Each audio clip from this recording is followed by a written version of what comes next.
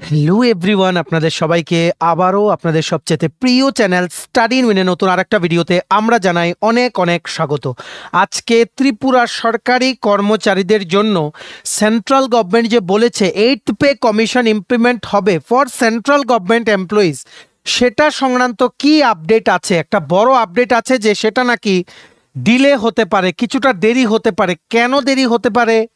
আর latest meeting যেটা হয়েছিল 8th pay commission নিয়ে NCJCM এর স্টাফ মেম্বারসদের সাথে ডিপার্টমেন্ট অফ পার্সোনাল অ্যান্ড ট্রেনিংয়ের সেক্রেটারির, সেই মিটিংয়ের আউটকাম কি, টার্মস অফ রেফারেন্স কবে বেরোবে 8th পে কমিশনের, আর কমিটিটা কবে গঠন করা হবে, একজন চেয়ারম্যান আর দুইজন মেম্বার্স, সেটা নিয়ে আমরা একটা বিগ আপডেট দেব। তাছাড়া 8th পে কমিশন কিছুটা ডিলে হয়ে কবে থেকে ইমপ্লিমেন্ট হতে পারে for all central government employees, সেটাও আমরা বলে দেব, ঠিক আছে। তাছাড়া কেন্দ্রীয় সরকারি কর্মচারীদের মহার্ঘ ভাতা, ত্রিপুরার সরকারি কর্মচারীদের মহার্ঘ ভাতা, আর ত্রিপুরায় যে ইস্যুটা চলছে অ্যাডহক প্রমোশন, সেটা নিয়ে কি কোনো আপডেট আছে কিনা, সব কিছু আমরা এই ভিডিওতে বলে দেব, ঠিক আছে। তাছাড়া তোমরা যারা জেআরবিটি গ্রুপ ডি এক্সপিরিয়েন্স আছো, তোমরা যারা জেআরবিটি গ্রুপ ডি কোয়ালিফাই করেছো, তোমাদের ইনকাম সার্টিফিকেট কোথা থেকে বের করবে, medical certificate, character certificate, employment exchange card বা সার্টিফিকেট যেটা, সেটা নিয়ে যা যা ইস্যুস বা জয়েনিং প্রসেস নিয়ে, অ্যাপয়েন্টমেন্ট লেটার, জয়েনিং লেটার, সেগুলো নিয়ে তোমাদের যা যা কোয়েরিস আছে সবগুলো আমরা এই ভিডিওতে বলে দেবো। তাছাড়া আমরা বলবো এই রকম 3-4টে চাকরি যেগুলো কনফার্ম আমরা নিউজ পেয়েছি ত্রিপুরায়, যেগুলো আসছে টোটাল 814টা পোস্টের একটা ভ্যাকেন্সি আসছে, যেটা মার্চ এপ্রিলের মধ্যে তোমরা বিভিন্ন দপ্তর থেকে দেখতে পারবে। সেটার আপডেট আমরা দিয়ে দেব। একদম পাক্কা খবর আছে আমাদের কাছে, এগুলো আসবে, আমরা দপ্তরের থেকে খবর নিয়ে তোমাদের কথাগুলো বলছি, ঠিক আছে। So very important video for all the government employees plus government job aspirants of Tripura. তোমরা প্লিজ এই ভিডিও লিঙ্কটা ম্যাক্সিমাম হোয়াটসঅ্যাপ, ফেসবুক, টেলিগ্রাম গ্রুপে শেয়ার করে সবাইকে গুরুত্বপূর্ণ আপডেটসগুলো থ্রু দিস ভিডিও তোমরা জানিয়ে দেওয়ার চেষ্টা করো, ঠিক আছে। চলো শুরু করছি। বিফোর আইভিং দিস ভিডিও ছোট্ট একটা কথা বলে দিই, তোমরা যদি এমন অ্যাসপিরেন্ট হও যাদের ত্রিপুরা সংক্রান্ত রেগুলার সরকারি ফিক্সড পে, প্রাইভেট, কন্ট্রাকচুয়াল চাকরির জেনুইন আপডেট ইনফরমেশন লাগবে, বা এই চাকরিগুলো লিখিত পরীক্ষা বা ইন্টারভিউ প্রিপারেশন করার জন্য ফ্রি ইউটিউব ক্লাসেস লাগবে, বা latest news, current affair, GK, সমস্ত ট্রেন্ডিং টপিক্স নিয়ে ইজি ওয়েতে জানার তোমাদের ইন্টারেস্ট আছে, then you are the right platform. তোমরা আমাদের চ্যানেল স্টাডি ইন উইন এক্ষুনি সাবস্ক্রাইব করে সাইডের নোটিফিকেশন বেলটাকে অবশ্যই তোমরা ক্লিক করে রাখতে ভুলো না। আমাদের Facebook page, Telegram group, WhatsApp channel, সব কিছু লিঙ্ক আমরা নিচে ডেসক্রিপশন বক্সে দিয়ে দিই, তোমাদের চ্যানেল তোমরা এগুলো ফলো করতে পারো বা জয়েন করতে পারো। ওখানে আমরা সমস্ত আপডেট জানাই আমরা শেয়ার করে থাকি, ঠিক আছে। আচ্ছা, শুরু করার আগে অল্প একটু সময় নেব। তোমাদের আপকামিং সমস্ত কম্পিটিটিভ এক্সাম, যেমন TPSC combined election inspector, revenue inspector, youth organiser, আর একটা সিনিয়র কম্পিউটার অ্যাসিস্ট্যান্টের রিক্রুটমেন্ট আসছে, ওটা TPSC 100টা স্টেনোগ্রাফার রিক্রুটমেন্টের প্রিলিমস পরীক্ষা বা মেইনস পরীক্ষা, ত্রিপুরা হাইকোর্টের cook, LDC PA driver group D, Tripura university non teaching স্টাফের LDC MTS কুক, যেটা এই মাসেই আগামী 15 ও 16 তারিখ পরীক্ষা, পরশু দিন আর তারপরের দিন পরীক্ষা। তারপর আগরতলা ডেন্টাল কলেজের অ্যাটেন্ডেন্টের গ্রুপ ডির পরীক্ষা। তাছাড়া SSC GD, CHSLM test stenographer, RRB NTPC steno loco pilot group D, সফেট TRLM, JRBT 2 group C group D, তারপর forest guard, Tripura police sub inspector constable, সমস্ত আপকামিং সরকারি চাকরির যেগুলোর নাম বললাম বা যেগুলো নাম বলিনি, যেগুলোতে জেনারেলাইজ নন ট্যাগ পোস্টে রিক্রুটমেন্ট হয়, সবগুলোর জন্য আমাদের কাছে আছে ফুল সিলেবাস, কমপ্লিট নোটস, যেগুলো বলে তোমাদের পরীক্ষায় অবশ্যই ভালো ফলাফল তোমরা কিন্তু করতে পারবে। এগুলো হচ্ছে আমাদের নোটসের ডেমো। এই নোটসগুলো পেতে তোমরা আমাদের এক্ষুনি কল বা হোয়াটসঅ্যাপের মাধ্যমে যোগাযোগ করে নিতে পারো। আমাদের কন্ট্যাক্ট নাম্বার হচ্ছে 6033157164। আমাদের কন্ট্যাক্ট নাম্বারটা প্রত্যেকটা স্লাইডের উপরে দেওয়া আছে ফর ইউর কনভিনিয়েন্স। প্রথম আমরা সরকারি কর্মচারীদের উদ্দেশ্যে, আপনাদের উদ্দেশ্যে আমরা বলছি, তারপর জেআরবিটি, তারপর চাকরি প্রত্যাশীদের জন্য আপকামিং কি কি চাকরি আছে সেগুলো আমরা বলবো, ঠিক আছে।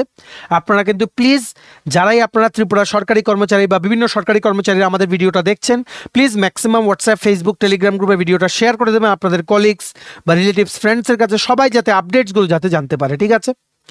একটা জিনিস কি, এখানে বেশ কিছু নতুন টার্মস আছে, আপনারা যারা আমাদের ভিডিওগুলো দেখেননি আগে, আপনারা কিন্তু প্লিজ দেখে নেবেন। 8th পে কমিশনে কি করে স্যালারি ক্যালকুলেট হয়, ফিটমেন্ট ফ্যাক্টরটা কি করে এলো, আর আমরা যে বলেছি 14.3% ইনক্রিমেন্ট হয়েছিল স্যালারি 7th পে কমিশনের, সেটার ক্যালকুলেশনটা কি করে করা হয়েছে, সব কিছু আমরা একটা ভিডিওতে বলে দিয়েছি। সেই ভিডিওটা আপনারা দেখবেন, সেই ভিডিও লিঙ্কটা নিচে আমরা ডিসক্রিপশন বক্সে দিয়ে রাখছি, ঠিক আছে।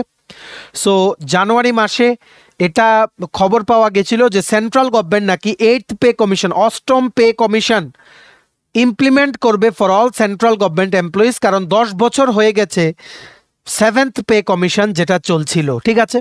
তারপরে কিন্তু বিভিন্ন জায়গায় বিভিন্ন ইস্যুস উঠে এসছে, যে অনেকে বলছে 2.57 দেবে, অনেকে বলছে 2.84, অনেকে বলছে 1.92। সো রিসেন্টলি যে NCJCM আছে, NCJCM যেটা আমরা কি বলি, এটা হচ্ছে ন্যাশনাল, দেখবে N for national, C for council, J for joint, C for consultative, M for machinery. NCJCM এটা বেসিক্যালি যে ইউনিয়ন লিডার্স বা যেই এমপ্লয়িজ আছে সেন্ট্রাল গভর্নমেন্ট, ওনাদের প্রতিনিধিরা, তারপর গভর্নমেন্টের প্রতিনিধিরা, ঠিক আছে। এটা basically it is a body, এটা একটা বডি যেটা নাকি, যেটার মেম্বার্স হয় গভর্নমেন্ট অফ ইন্ডিয়ার সাইড থেকেও মেম্বার্সরা থাকে, প্লাস এমপ্লয়িজদের সাইড থেকেও থাকে, প্লাস বিভিন্ন ইউনিয়ন লিডার্সরাও কিন্তু এটার পার্ট। গভর্নমেন্ট অফ ইন্ডিয়া যখন কোনো পে কমিশন বা এমপ্লয়িজদের স্বার্থে যদি কোনো ডিমান্ড রাখার হয় গভর্নমেন্টের কাছে, সেটা NCJCM এর মাধ্যমে কিন্তু রাখা হয়। তেমনিভাবে গভর্নমেন্টও কিন্তু NCJCM এর ভিউজ কিন্তু নেয়। NCJCM এর ভিউজকে মানা হয় স্টাফ সাইডের ভিউজ, মানে বেসিক্যালি এটা মানা হয় যে ওনারা যা গভর্নমেন্টের কাছে চাহিদা রাখবেন, এটাই সমস্ত সরকারি কর্মচারীদের চাহিদা। They are the voice of the government employees, আপনারা কিন্তু এভাবে বুঝতে পারেন। সো এই NCJCM ওনাদের থেকে কিন্তু সাজেশনস চেয়েছে গভর্নমেন্ট অফ ইন্ডিয়ার department of personnel and training, DOPT। ওনারা সাজেশন চেয়েছিলেন, একটা হচ্ছে department of personnel and training, আরেকটা হচ্ছে department of expenditure under finance ডিপার্টমেন্টে। ডিপার্টমেন্ট অফ এক্সপেন্ডিচার ওনারা 8th পে কমিশন ইমপ্লিমেন্ট করেন, ঠিক আছে। আর DOPT department of personnel and training ওনারা পে কমিশনটাকে ডিজাইন করতে কি কি গাইডলাইন্স লাগবে, কি করে এফেক্টিভলি ইমপ্লিমেন্ট করা যায়, যাতে গভর্নমেন্টের উদ্দেশ্য, এমপ্লয়িজদের উদ্দেশ্য সব কিছু যাতে সার্থক হয়, সেটা নিয়ে গাইড করার নামটাই হচ্ছে department of personnel and training. So 8th pay commission ইমপ্লিমেন্টেশনে ডিপার্টমেন্ট অফ ফিনান্সের আন্ডারে department of expenditure, department of personnel and ট্রেনিংয়ে কিন্তু সবচাইতে বড় গুরুত্বপূর্ণ ভূমিকা, ঠিক আছে। সো ওনারা রিসেন্টলি এই NCJCM এর মেম্বার্সরা, স্টাফ সাইডের মেম্বার্সরা কি করেছে, স্টাফ সাইড মানে হচ্ছে এমপ্লয়ি সাইডের মেম্বারদের যিনি লিডার্স, যারা মেইন হেড আছে, ওনারা department of personnel and training government of ইন্ডিয়ার সাথে এই টার্মস অফ রেফারেন্স বেসিক্যালি কি, টার্মস অফ রেফারেন্স হচ্ছে বেসিক্যালি একটা গাইডলাইন্স, যে গাইডলাইন্সগুলো মেনে গভর্নমেন্টের দেওয়া যে নিয়মাবলীগুলো আছে, সেগুলো গভর্নমেন্ট কি চায়, গভর্নমেন্টেরও যাতে আর্থিক লোকসান না হয়, এমপ্লয়িজ কি চায় তাদেরও যাতে কোনো আর্থিক লোকসান না হয়, এইভাবে TOR বানানো হয়, টার্মস অফ রেফারেন্স যেটাকে আমরা বলি, ঠিক আছে।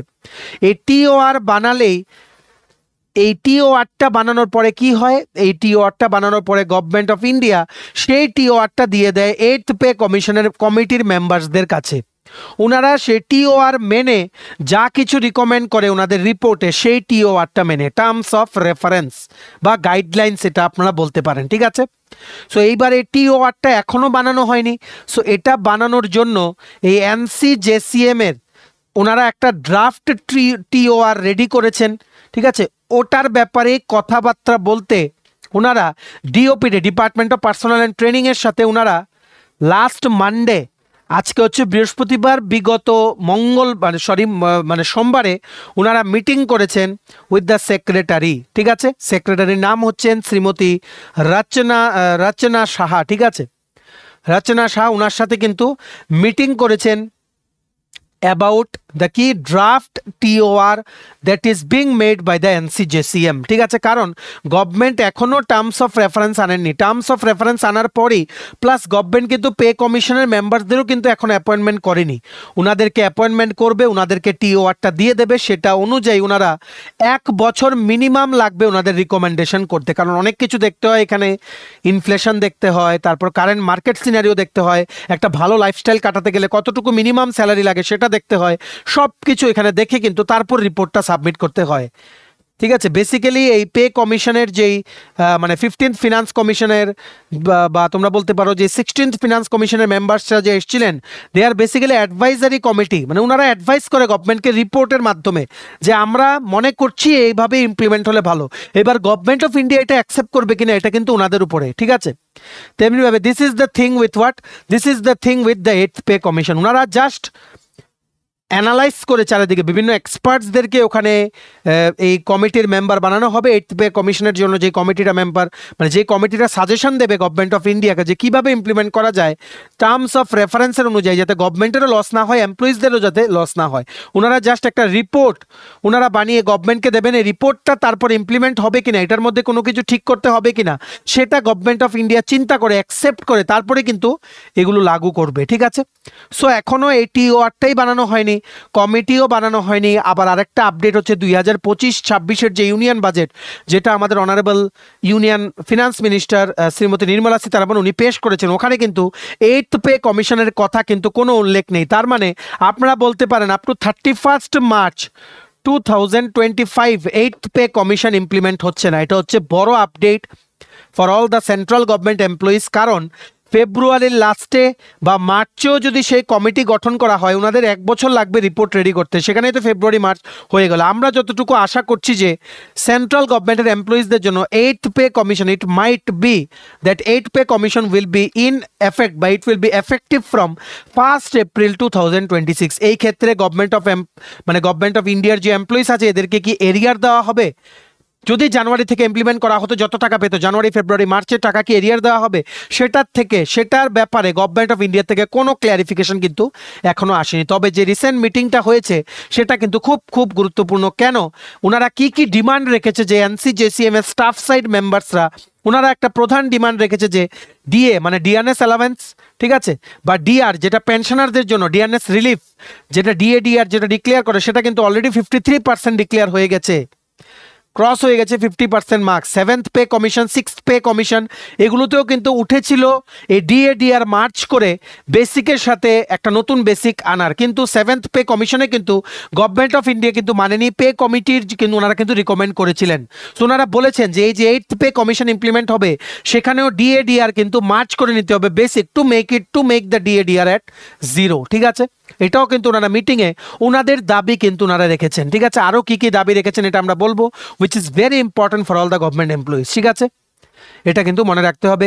মেবি এটা হতে পারে ফেব্রুয়ারি মাস 2026-এ গভর্নমেন্ট যেই বাজেটটা পেশ করবে 2026-27-এর জন্য, ফেব্রুয়ারি মাসে 2026-এর বাজেট এফেক্টিভ হবে ফ্রম 1 এপ্রিল 2026 টু 31 মার্চ 2027। সেই বাজেটেই হয়তো 8th পে কমিশন ইমপ্লিমেন্ট হলে যে বর্ধিত টাকাটা গভর্নমেন্টের লাগবে সেটার ব্যাপারে হয়তো বলা হবে। ঠিক আছে, সো আপনাদের ক্লিয়ার আশা করি। Central government has not yet declared the terms of reference guidelines for the implementation of 8th pay commission. TOR is basically the guidelines following which 8th pay commission has to submit its report. Exact format and limitations prescribed by the central government, format কি, কতটুকু limitations আছে, সব কিছু TOR এ mention থাকে। সেই TOR-টা মাথায় রেখেই কিন্তু 8th পে কমিশনের জন্য যে কমিটিটা গঠন করা হয়, ওনারা কিন্তু ওনাদের রিপোর্টটা কিন্তু সাবমিট করেন। ঠিক আছে, যাতে গভর্নমেন্টেরও লোকসান না হয়, এমপ্লয়িজদেরও যাতে লোকসান না হয়, ওনারাও যাতে একটা ভালো লাইফস্টাইল কাটাতে পারে। ঠিক আছে, এইবার আমরা দেখে নেই রিসেন্ট সোমবারে এই মিটিংয়ে কি কি চাওয়া হয়েছে from the staff side of NCJCM। আশা করি তোমাদের বা আপনাদের ক্লিয়ার।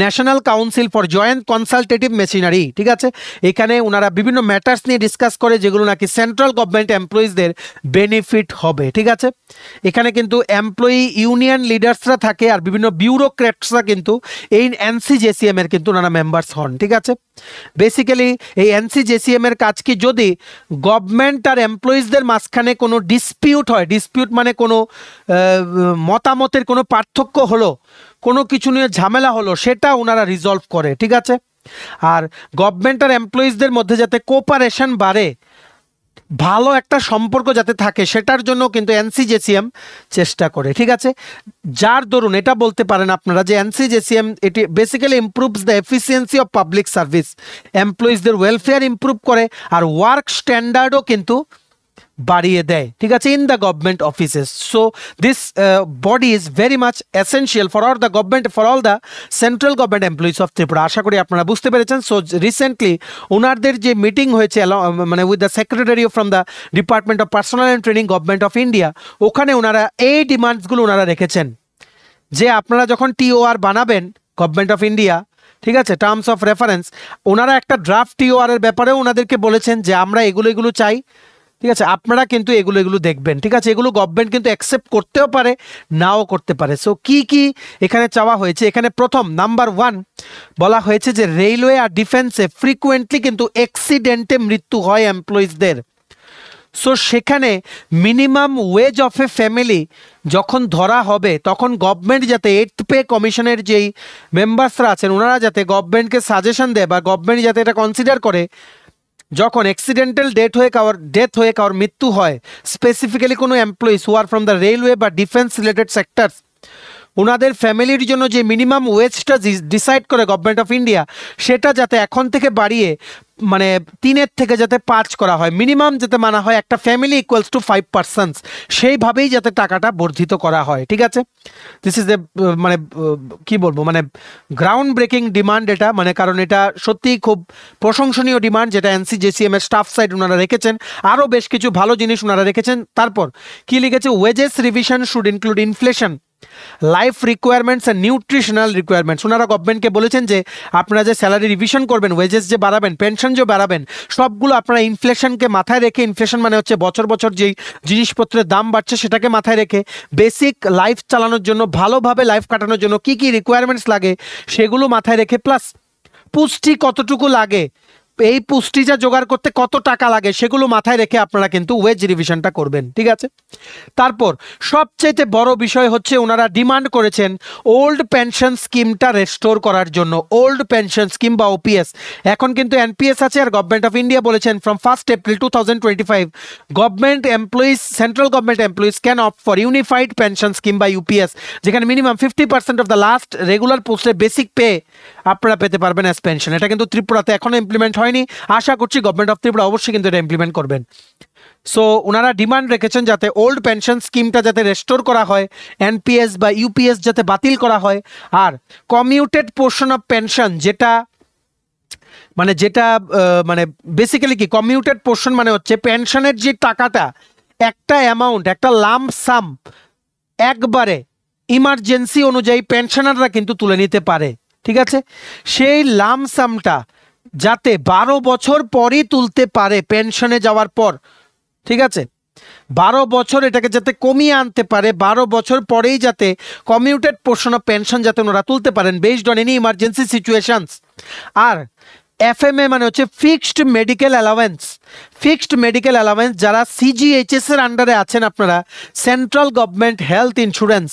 ঠিক আছে, এটা ত্রিপুরা গভর্নমেন্টের যে ইন্স্যুরেন্স আছে হেলথের, সেটা থেকে অনেক বেশি লিমিট, আর basically it's beneficial for all the pensioners and government employees, যেখানে CGHS এমপ্যানেলড হসপিটালে কিন্তু ওখানে মানে অল ওভার ইন্ডিয়া যে কোনো হসপিটালে, প্রত্যেকটা স্টেটে হসপিটাল আছে, মেডিকেল কাভারেজ দেওয়া হয়, free medical treatment including CGHS এর ওয়েলনেস সেন্টার বা পলিক্লিনিক আছে, সেখানেও কিন্তু ডাক্তারদের কাছে কিন্তু ফ্রিলি কিন্তু দেখাতে পারেন সমস্ত সরকারি, কেন্দ্রীয় সরকারি কর্মচারীরা। সে কিচ্ছু বেনিফিট নেই ত্রিপুরা সরকারি চাকরির, মানে এই ইন্স্যুরেন্স সংক্রান্ত। হ্যাঁ আছে চিফ মিনিস্টার জন আরোগ্য যোজনা যেটা আছে, কিন্তু সেটা আপ টু 5 লাখ এ ইয়ার। ঠিক আছে, আপ টু 5 লাখ এ ইয়ার শুধুমাত্র ত্রিপুরার হাসপাতালের জন্য, শুধুমাত্র ত্রিপুরার হাসপাতালের জন্য। কিন্তু CGHS হচ্ছে আর ত্রিপুরার হাসপাতাল যেমন ত্রিপুরাতে প্রাইভেট হসপিটাল বা গভর্নমেন্ট হসপিটাল যেমন GB হসপিটাল, IGM হসপিটাল, ওইগুলোতে খুব খারাপ অবস্থা। ঠিক আছে, আর ILS হসপিটালে সামথিং ইজ দেয়ার, কিন্তু ILS হসপিটালে মানে যে জিনিসটা সেটার মধ্যেও এই চিফ মিনিস্টার জন আরোগ্য যোজনা হয়তো এটা কাজ হয়, কিন্তু 5 লাখ ইজ দ্য লিমিট। যদি কেউর দুর্লভ কোনো রোগ হয় 5 লাখ দিয়ে কিন্তু কাভারেজ হবে না।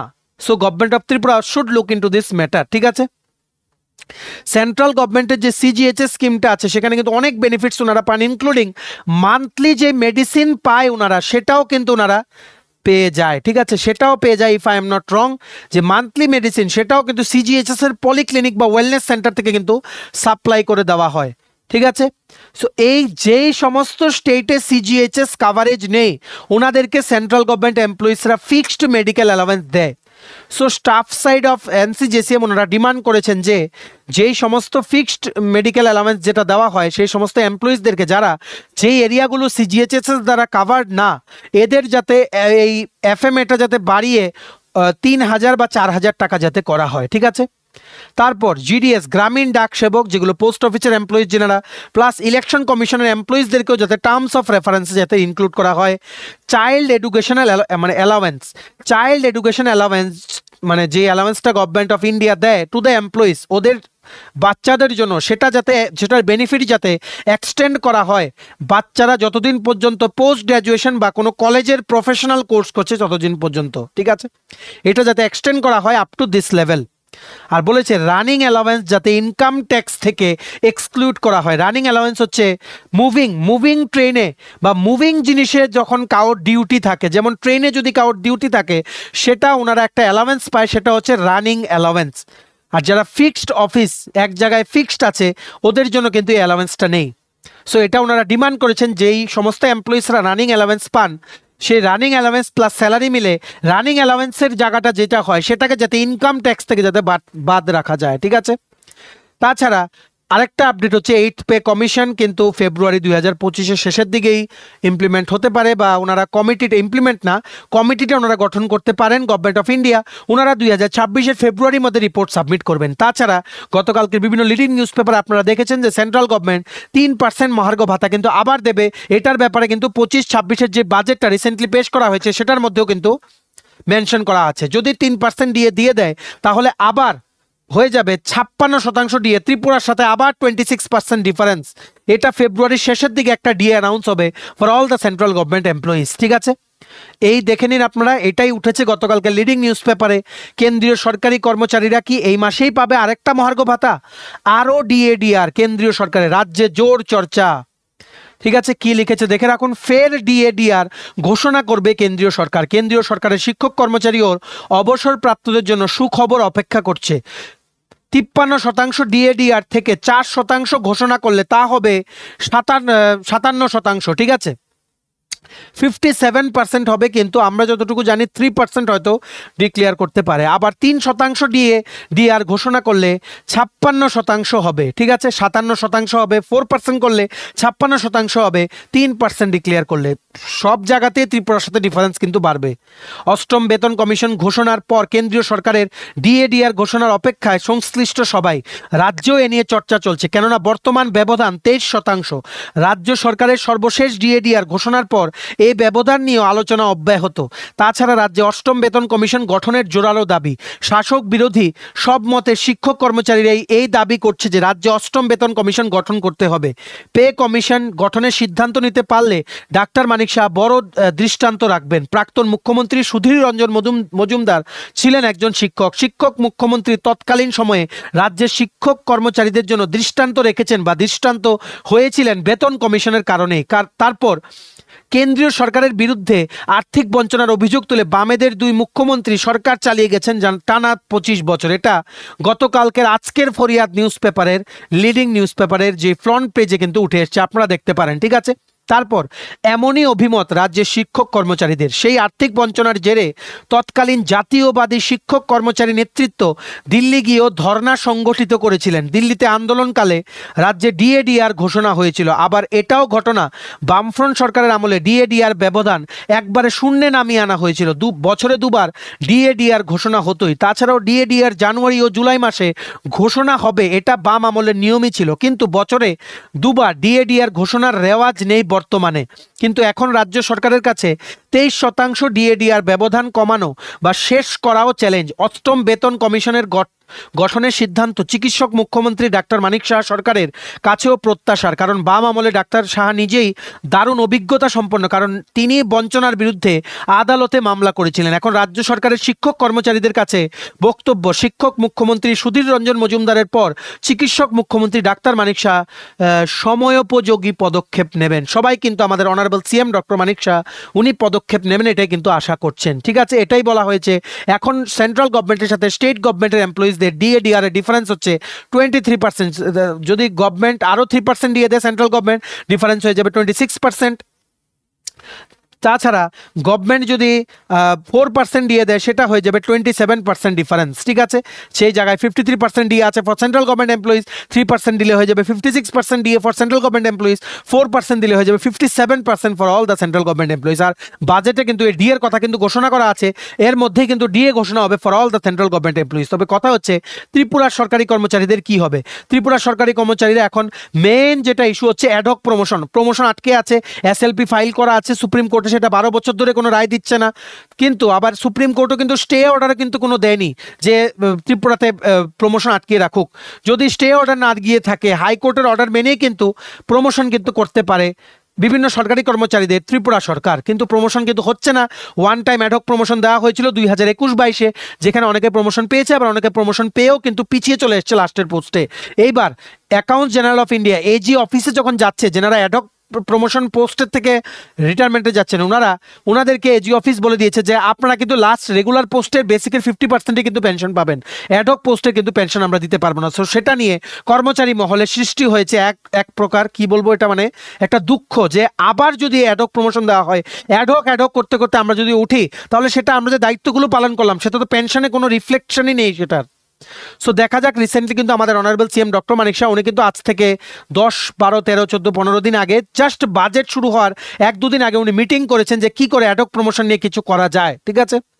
তাছাড়া ত্রিপুরাতে 8th পে কমিশন ইমপ্লিমেন্টেশনের জন্য 16th ফিনান্স কমিশনের যে মেম্বার্সরা এসেছিলেন ওনাদের কাছেও কিন্তু ডিমান্ড রেখেছেন আমাদের অনারেবল সিএম, যেটা উনি বলেছেন আমরা অলরেডি ভিডিও লিঙ্ক কিন্তু ভিডিওটা কিন্তু আমাদের চ্যানেলে আপলোড করে আপনাদের সবাইকে কিন্তু আমরা জানিয়েছি, ঠিক আছে। বর্তমানে আমাদের কাছে যে খবর, এই বছর 2025-এ ত্রিপুরা সরকারি কর্মচারীদের জন্য 10%-এর মতো ডিএ ঘোষণা হতে পারে, 8 to 10%, ঠিক আছে। 8 to 10% আগামী আজকে হচ্ছে আপনাদের 12 তারিখ মোস্ট প্রবাবলি, ঠিক আছে, 12 বা 13 তারিখ, আজকে 13ই ফেব্রুয়ারি 2025, ঠিক আছে। আজকে হচ্ছে 13ই ফেব্রুয়ারি সকালে ভিডিওটা আমরা রেকর্ড করছি। আর ঠিক 5 থেকে 6 দিন পর আছে ত্রিপুরায় ক্যাবিনেট মিটিং। কি আছে? ক্যাবিনেট। সো সেখানে কি কোনো সিদ্ধান্ত হবে? সো দেখা যাক, সেটাই সময়ের অপেক্ষা। তবে আমাদের অনারেবল সিএম উনি কিন্তু ডিএর বিষয়টা কিন্তু দেখছেন, উনি কিন্তু জানেন যে এই ডিফারেন্সটা থাকলে ত্রিপুরা সরকারি কর্মচারীরা কিন্তু অনেক আর্থিক লোকসানের সম্মুখীন হতে, মানে সবার কিন্তু আর্থিক অনেক লোকসান বা ফিনান্সিয়াল অনেক লস কিন্তু হয়ে যাবে। তো দেখা যাক কি করে, আমরা আশাবাদী, আপনারা আশাবাদী থাকুন।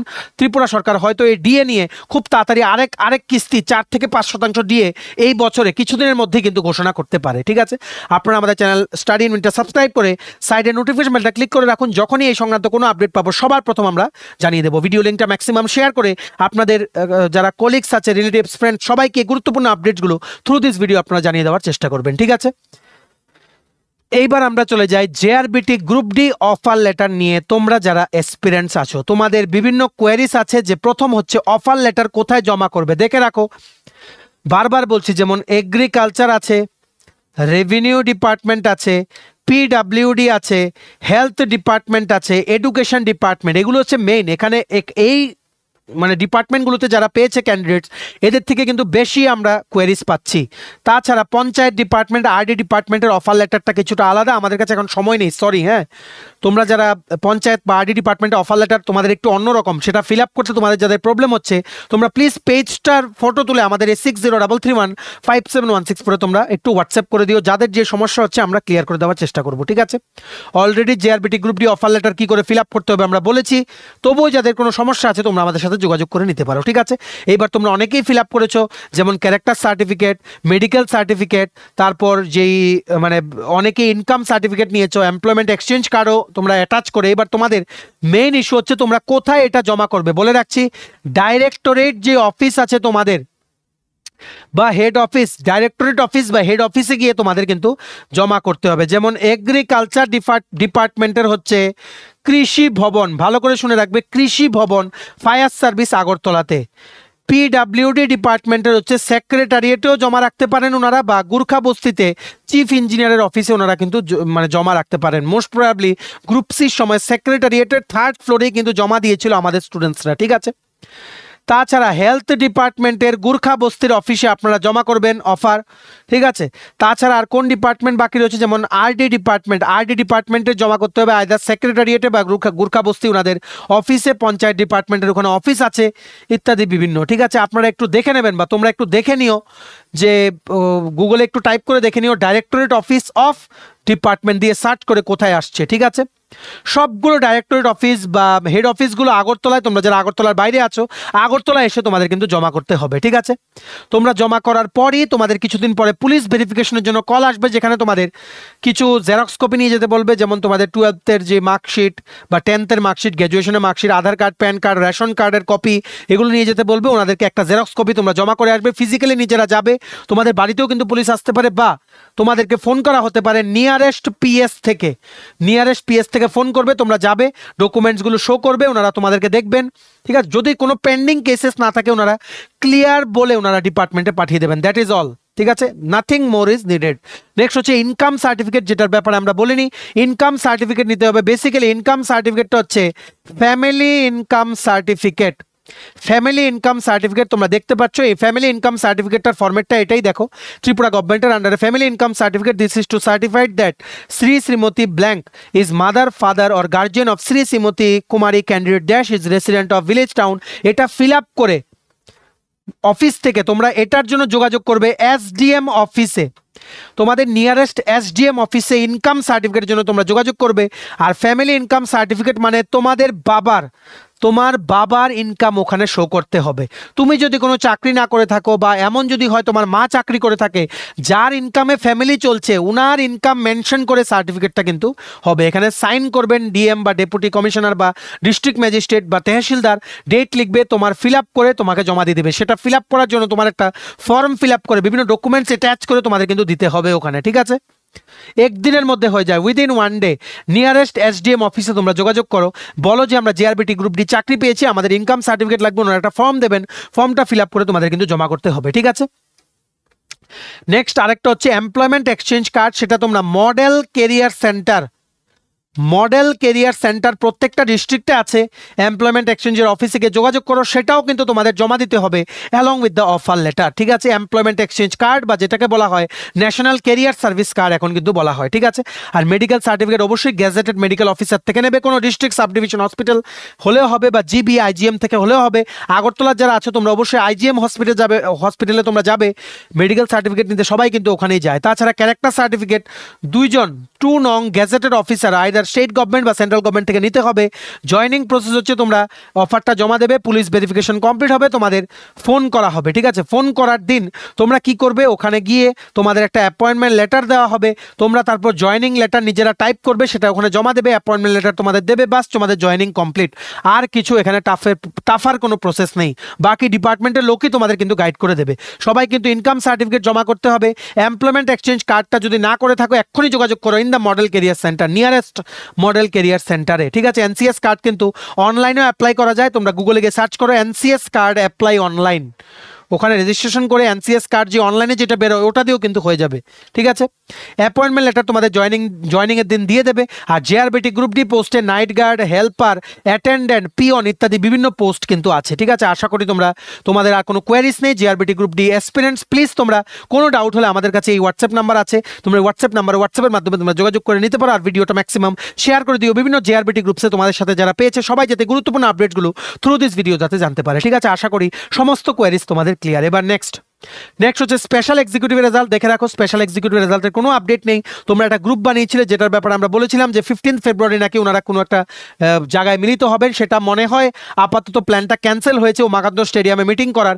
এটা ডিসাইড হয়তো হয়েছে যে আমাদের অনারেবল সিএমকে সিএম এর সাথে ওনারা মিটিং করবেন, প্রত্যেক ডিস্ট্রিক্ট থেকে একজন গিয়ে সিএম এর থেকে অ্যাপয়েন্টমেন্ট চাইবেন, ওনাদের সাথে ফেস টু ফেস কথা বলবেন। এটা আমরা জানি না অ্যাকচুয়ালি, ঠিক আছে। আমরা জানি না, কিছু স্টুডেন্টস ফোন করে আমাদেরকে বলেছে, তার জন্য আমরা বলছি আমরা জানি না ওনাদের প্ল্যান কি, ঠিক আছে। তো দেখা যাক কি করা হয় বা তোমরা কি করো যারা স্পেশাল এক্সিকিউটিভের রেজাল্টের জন্য ওয়েট করছো। তবে আমরা বলছি রেজাল্ট কিন্তু খুব তাড়াতাড়ি দিয়ে দেবে, কারণ রেজাল্ট রেডি হয়ে আছে, শুধুমাত্র ফাইল বন্দি হয়ে আটকে আছে এটা হায়ার অথরিটির অ্যাপ্রুভেলের জন্য। ঠিক আছে, হায়ার অথরিটি অ্যাপ্রুভেল দিয়ে দিলেই কিন্তু রেজাল্ট দিয়ে দেবে। আর আশা করছি একটা সিরিমনির মাধ্যমেও কিন্তু আবার কিন্তু এখানে অফারগুলো দেওয়ার একটা সম্ভাবনা আছে। ঠিক আছে, যদি অথরিটি চায় ওনারা কিন্তু 2 দিনের রেজাল্ট দিয়ে দিতে পারে। দেখা যাক কি হয়। যদি কোনো আপডেট পাই এ সংক্রান্ত সবার প্রথম আমরা এই চ্যানেলেই জানিয়ে দেবো। তোমরা কিন্তু আমাদের চ্যানেল সাবস্ক্রাইব করে সাইডের নোটিফিকেশন বেলে কিন্তু ক্লিক করে রাখতে ভুলো না। তাছাড়া তোমরা 916টা পুলিশ কনস্টেবল যেটা আপকামিং দিনে বেরোচ্ছে, প্লাস 218টা সাব ইন্সপেক্টর পুলিশ যেটা টিপিএসসি বের করবে for the Tripura police department, সেটার জন্য তোমরা সাইড বাই সাইড প্রিপারেশন নাও। স্পেশাল এক্সিকিউটিভ রেজাল্ট কিছুটা ডিলে হলেও এটা কিন্তু অবশ্যই কিন্তু বেরোবে। ঠিক আছে, নেক্সট দেখে রাখো আপকামিং গভর্নমেন্ট জবস কিছু বলছি, যেগুলো আমাদের কাছে একদম লেটেস্ট আপডেট নিয়ে আমরা বলছি। তোমরা সবাই জানো 112 জন যে স্পেশাল এডুকেটর নিয়োগ হবে টিআরবিটি থেকে, দুদিন আগে বলেছিলাম, দুদিন আগে বলেছি, আর জাস্ট একদিন আগে রিক্রুটমেন্ট নোটিশটা কিন্তু বেরিয়ে গেছে। আমরা যেগুলো বলি অনেক খবর নিয়ে বলি, সো তোমরা আমাদের কথাগুলো কিন্তু ভালো করে শুনবে। আপকামিং কি সরকারি চাকরি আসছে যেগুলোকে টার্গেট করে তোমরা প্রিপারেশন করবে, সেগুলো হচ্ছে 352 জন প্রি প্রাইমারি টিচার রিক্রুটমেন্ট করবে টিআরবিটি, যেটা বর্তমানে প্রসেসিংয়ে আছে। এনি টাইম রিক্রুটমেন্ট নোটিফিকেশনটা কিন্তু চলে আসতে পারে। তাছাড়া একটা পাক্কা খবর আছে আমাদের কাছে, একদম 100% ফরেস্ট গার্ড রিক্রুটমেন্ট হবে 164 জন, বিগেস্ট এভার ফরেস্ট গার্ড একসাথে রিক্রুটমেন্ট করা হবে by the forest department. Please keep preparing.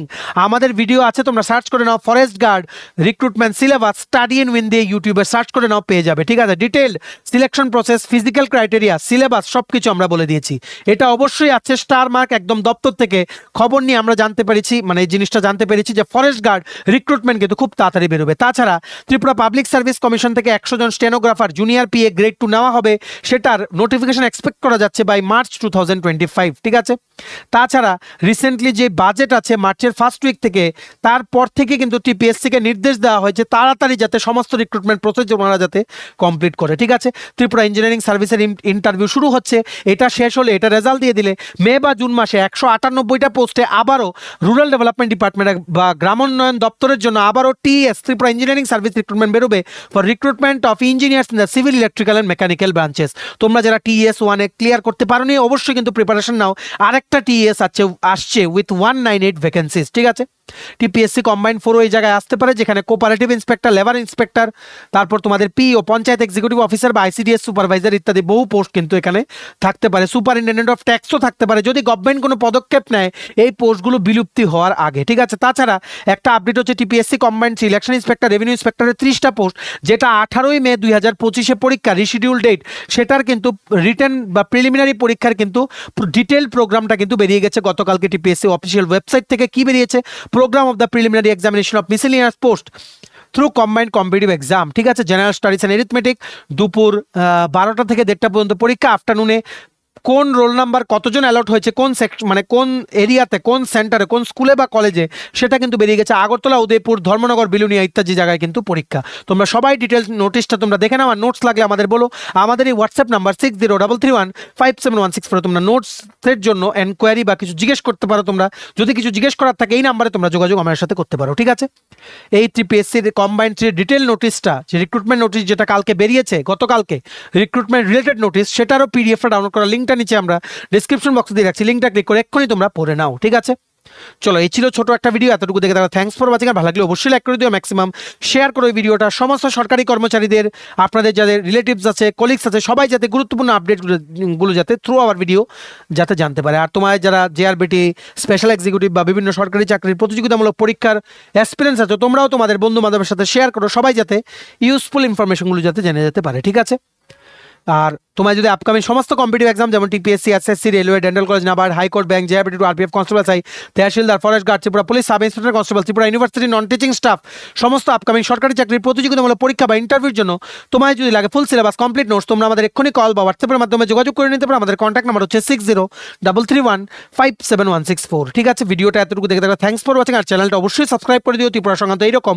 সরকারি কর্মচারী সংক্রান্ত বা চাকরি সংক্রান্ত, চাকরির প্রসেস সংক্রান্ত, চাকরির রেজাল্ট সংক্রান্ত সমস্ত আপডেট, জেনুইন আপডেট সবার প্রথম তোমরা এই চ্যানেলে পেয়ে যাবে। ঠিক আছে, আপনারা পেয়ে যাবেন। সো সাবস্ক্রাইব করে সাইডের নোটিফিকেশন বেলটা কিন্তু ক্লিক করে রাখতে ভুলো না। আমাদের Facebook page, Telegram group, WhatsApp channel সব কিছু লিঙ্ক আমরা নিচে ডিসক্রিপশন বক্সে দিয়ে দিই, তোমাদের ছেলে তোমাগুলো ফলো করতে পারো বা জয়েন করতে পারো। ওখানে আমরা সমস্ত আপডেট জানি আমরা শেয়ার করে থাকি। ঠিক আছে, চলো সবাই ভালো থাকবে, আপনারা সবাই ভালো থাকবেন, আর সমস্ত আপডেটের জন্য স্টাডি ইউনিটকে কিন্তু ফলো করতে ভুলবেন না। আমরা সবসময় আপনাদের পাশে ছিলাম, আছি, থাকবো, এটা আমরা আবারও আপনাদের প্রমিস করলাম। চলুন, have a nice day, take care and bye by.